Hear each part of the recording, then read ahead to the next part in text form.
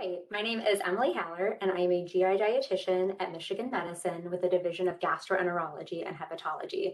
I'm very excited to be here with you today to talk about dietary interventions for a variety of GI disorders.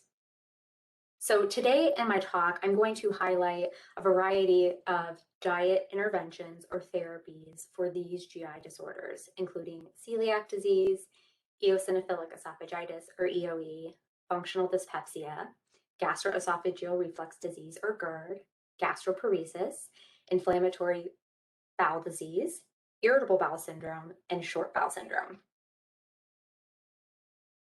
So starting off with a gluten-free diet for celiac disease. A gluten-free diet is the only treatment for those with celiac disease. Gluten is a protein and it's found in certain grains. It's in wheat and rye and barley, and these must be avoided. Gluten-free oats must also be used. Oats that are not labeled gluten-free are not considered safe for those with celiac disease.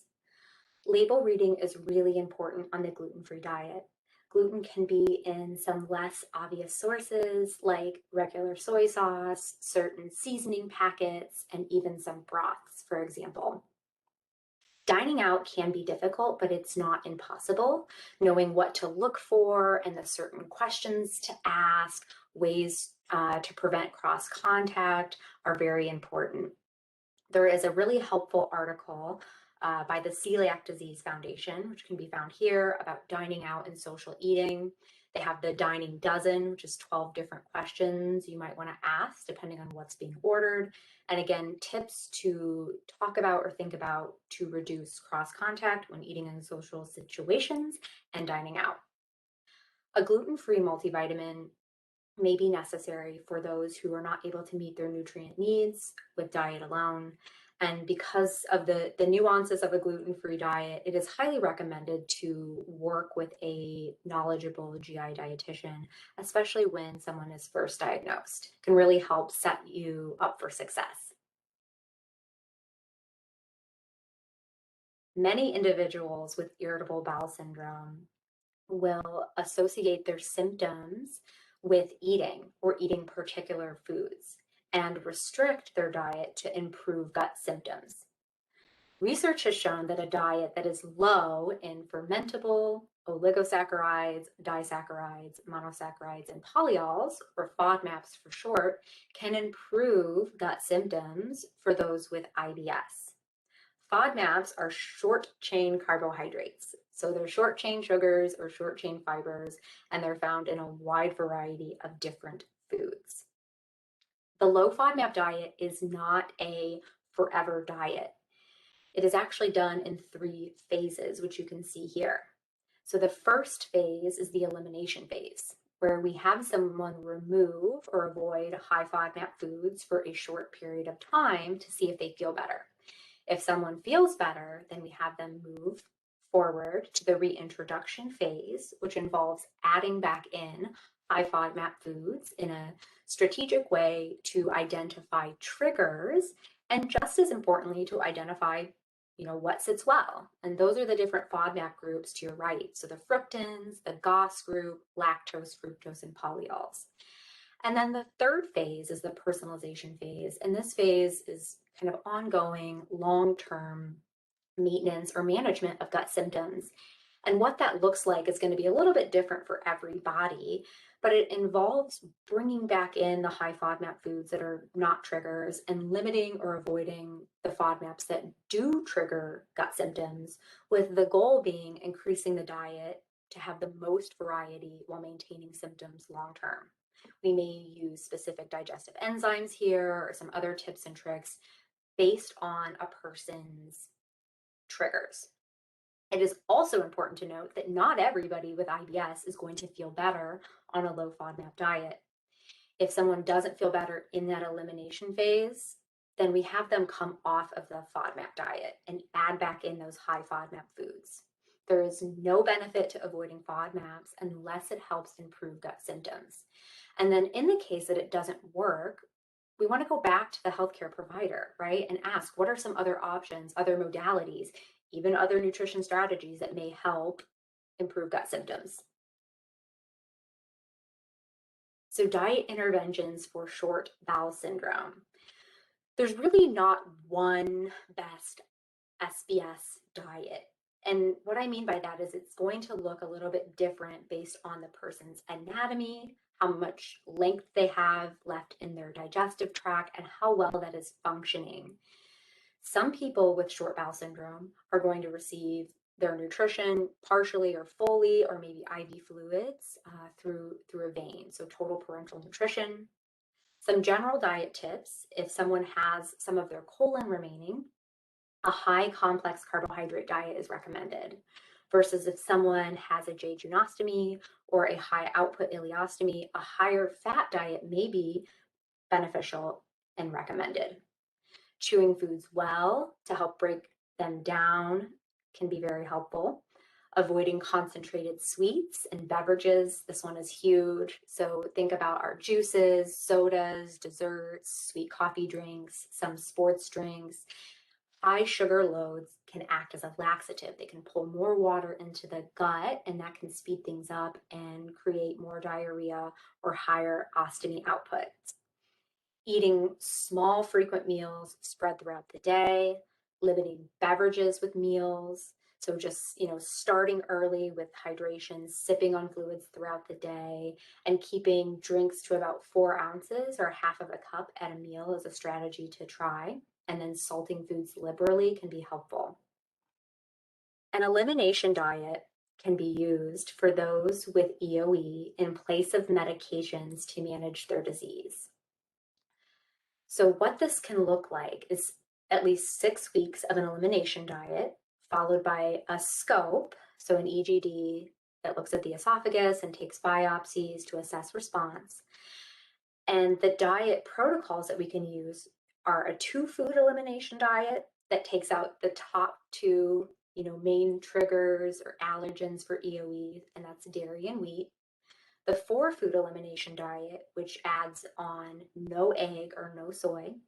And then there's the 6-food elimination diet, which is the most restrictive because that is taking out, dairy, wheat, egg, soy, and peanuts and tree nuts, and fish and shellfish. So pending that somebody responds to this, their eosinophils, significantly decrease with an elimination diet, then we have them add back in each food one at a time, followed by a scope to assess, what their trigger or triggers are.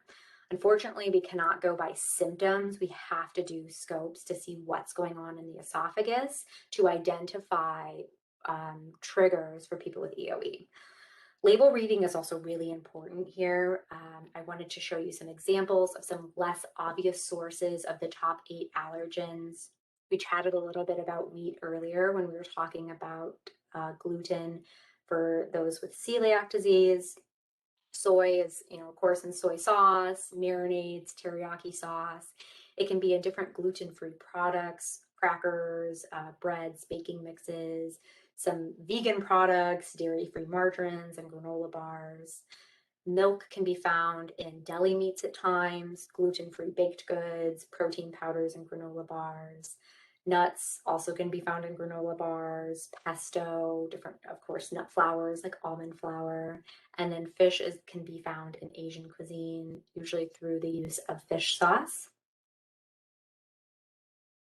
So we've chatted about some very specific nutrition therapies for GI conditions. And then now I want to talk a little bit about strategies, who may benefit from these, because it can be more than one condition, and then what to try.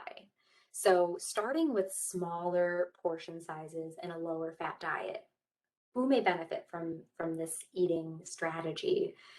People who have GERD, people with functional dyspepsia, and those with gastroparesis. So some things to try that may offer symptom relief is eating regular meals and snacks spread throughout the day. Paying attention to portion size, right? Not under eating during the day or skipping meals and having one main meal. Looking at the consistency of foods, focusing on soft, tender foods, foods that have more moisture, liquids versus those like tough and roughage foods. So think like kale, raw kale salads, large amounts of nuts, popcorn, meat with a lot of like fat or gristle. Those would be some examples of like tough and rough foods that might worsen gut symptoms. And then spreading fat throughout the day can be helpful. That sometimes happens naturally when we switch to eating, maybe smaller meals spread throughout the day, avoiding the use of a lot of oils, a lot of butter, avoiding greasy meals and fried foods would also be a strategy to implement here. So a high fiber diet, who may benefit from this? People with inflammatory bowel disease that are in remission, people with diverticulosis, and potentially people who have constipation. So what to try? We want to eat more plant foods. Plant foods give us fiber. So fiber is found in your fruits and vegetables, whole grains, nuts and seeds, and legumes. So beans and lentils. What I recommend here is if and when we're eating a lower fiber diet, we want to gradually increase fiber intake. It's not something we want to do in one day because that can lead to a lot of symptoms. It can lead to more gas, bloating, distension, maybe cramping or pain.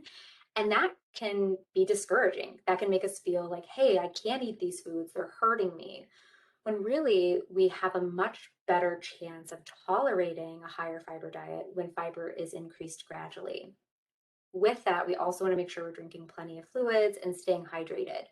So how can we do this? You can try adding some fruit and some nuts or seeds to a morning cereal or yogurt and do that for a couple of days. Let your body adjust.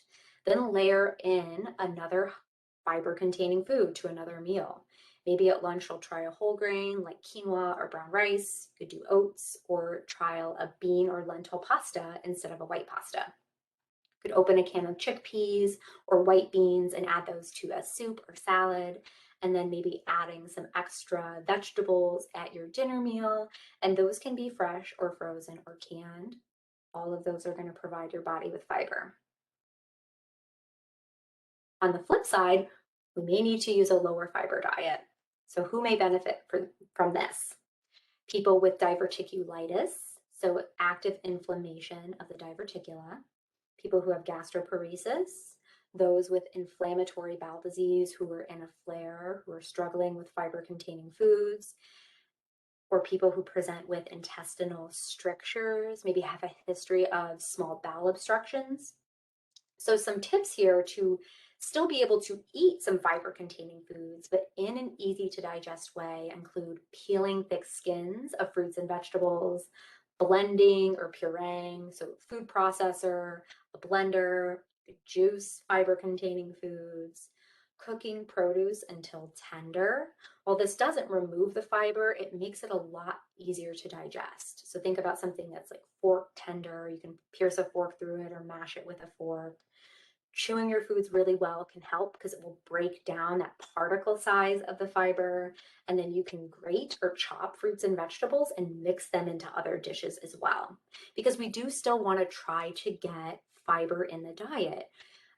Low fiber doesn't mean fiber free. So we want to try to find ways, get creative to be able to get these nutrient dense foods into your diet. So there have been some common themes or common goals among these dietary interventions, and one is optimizing diet quality through increasing the variety of foods, nutrient-dense foods, foods that people enjoy, minimizing and improving gut symptoms, and then supporting a person's overall health, and that includes their relationship with food. So if you are struggling with what or how to eat, you find yourself eating a really limited diet and are not able to successfully expand what you're eating, then I highly recommend partnering with a GI dietitian.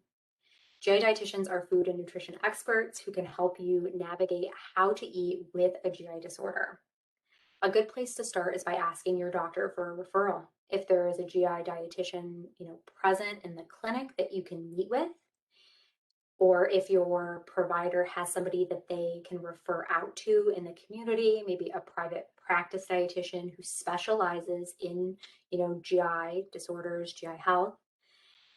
You can also find a dietitian online. So IFFGD has a search The AGA is working on coming out with a vetted GI dietitian list as well. GI On Demand, which is a virtual platform, this is a partnership between the ACG and GastroGirl, also has vetted GI dietitians that can meet with people online through virtual appointments. And then they also have online patient education resources, so webinars and modules that people can use. And that brings me to the end of my talk. Thank you so much today for your attention. I hope you found this helpful.